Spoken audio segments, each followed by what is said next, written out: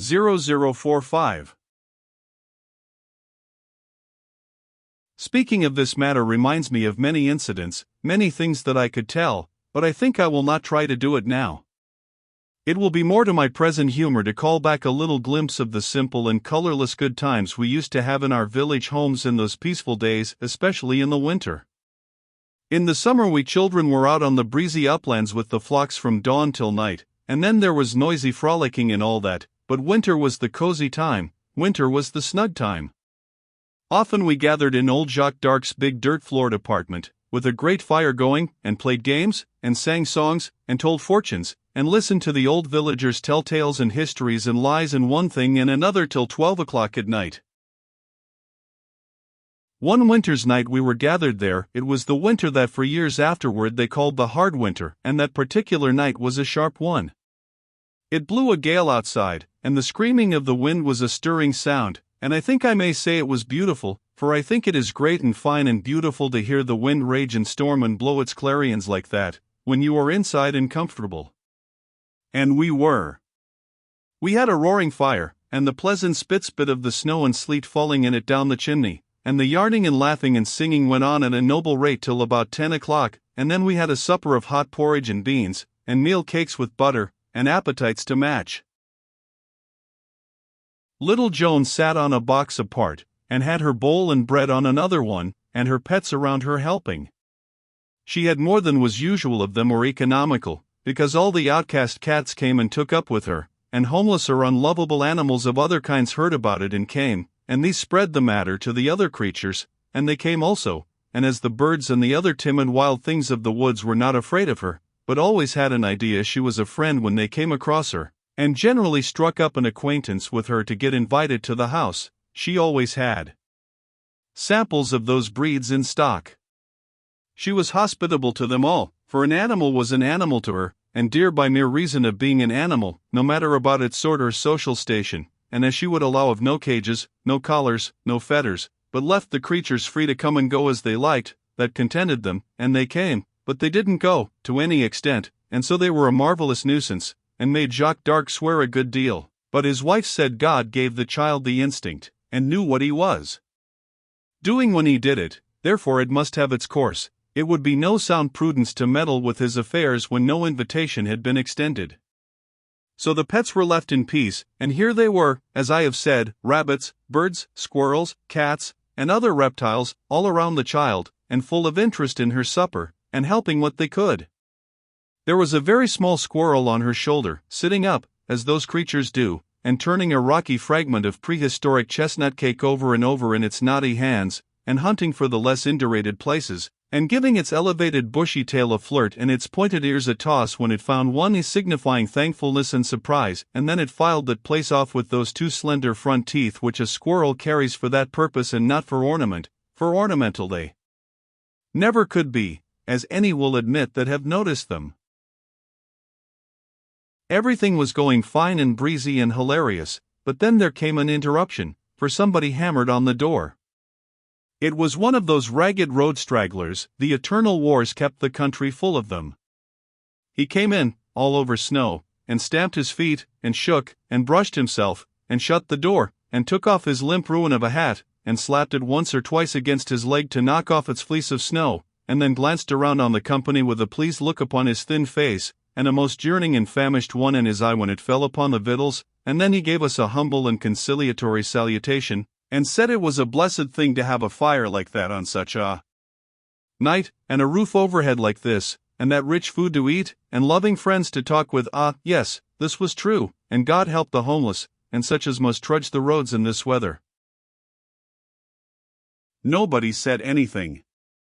The embarrassed poor creature stood there and appealed to one face after the other with his eyes, and found no welcome in any, the smile on his own face flickering and fading and perishing. Meanwhile, then he dropped his gaze, the muscles of his face began to twitch, and he put up his hand to cover this womanish sign of weakness.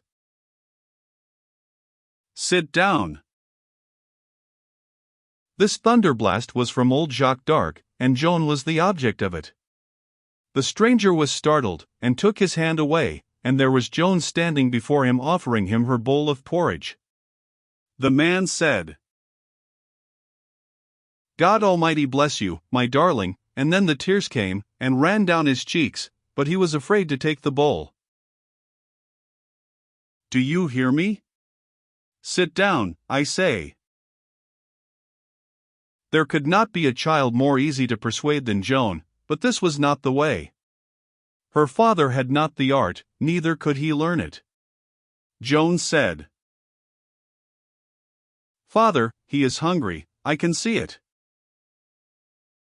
"Let him work for food, then.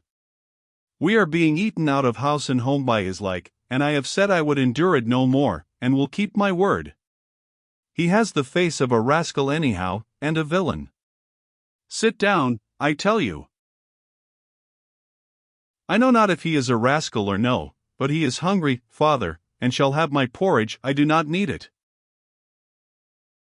If you don't obey me, rascals are not entitled to help from honest people, and no bite nor sup shall they have in this house." Joan. She set her bowl down on the box and came over and stood before her scowling father, and said,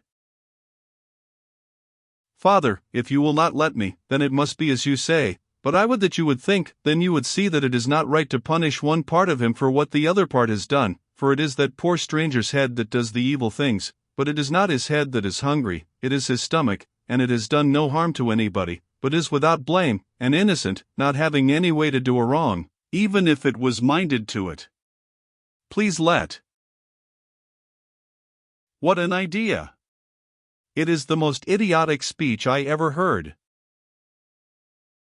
But Aubrey, the mayor, broke in, he being fond of an argument, and having a pretty gift in that regard, as all acknowledged. Rising in his place and leaning his knuckles upon the table and looking about him with easy dignity, after the manner of such as be orators, he began, smooth and persuasive. "I will differ with you there, gossip, and will undertake to show the company," here he looked around upon us and nodded his head in a confident way, "that there is a grain of sense in what the child has said, for look you, it is of a certainty most true and demonstrable that it is a man's head that is master and supreme ruler over his whole body. Is that granted? Will any deny it?" He glanced around again, everybody indicated assent.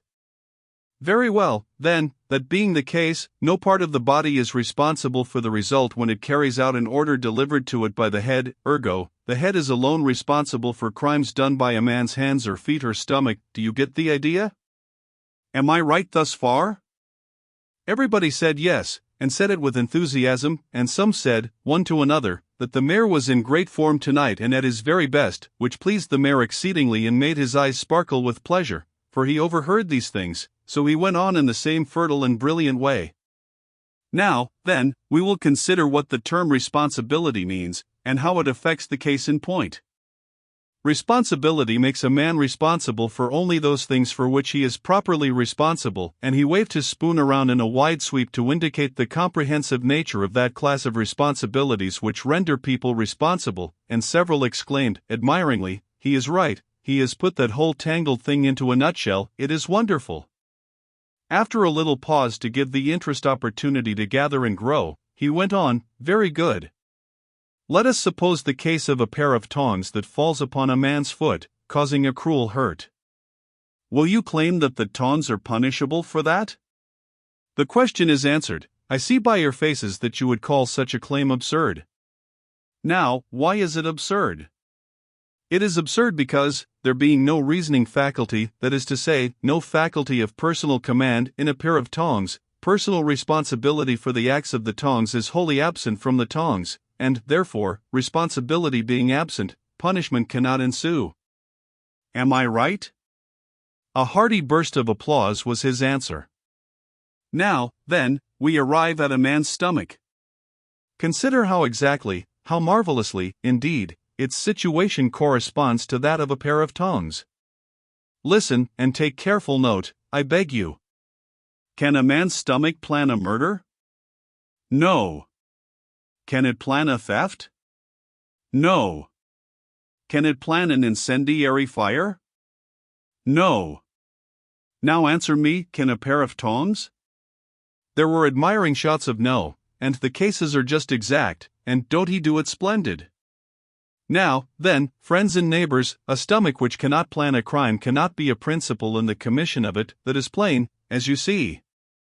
The matter is narrowed down by that much, we will narrow it further. Can a stomach, of its own motion, assist at a crime? The answer is no, because command is absent, the reasoning faculty is absent, volition is absent, as in the case of the tongues. We perceive now, do we not, that the stomach is totally irresponsible for crimes committed, either in whole or in part, by it? He got a rousing cheer for response. Then what do we arrive at as our verdict?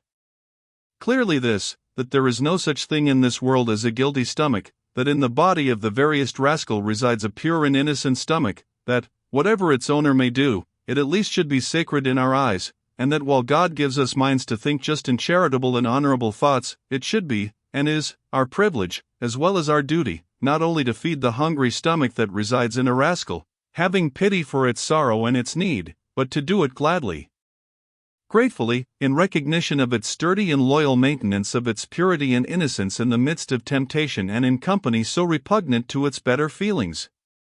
I am done. Well, you never saw such an effect. They rose, the whole house rose, and clapped, and cheered, and praised him to the skies, and one after another, still clapping and shouting, they crowded forward, some with moisture in their eyes, and wrung his hands, and said such glorious things to him that he was clear overcome with pride and happiness, and couldn't say a word, for his voice would have broken, sure. It was splendid to see, and everybody said he had never come up to that speech in his life before, and never could do it again. Eloquence is a power, there is no question of that.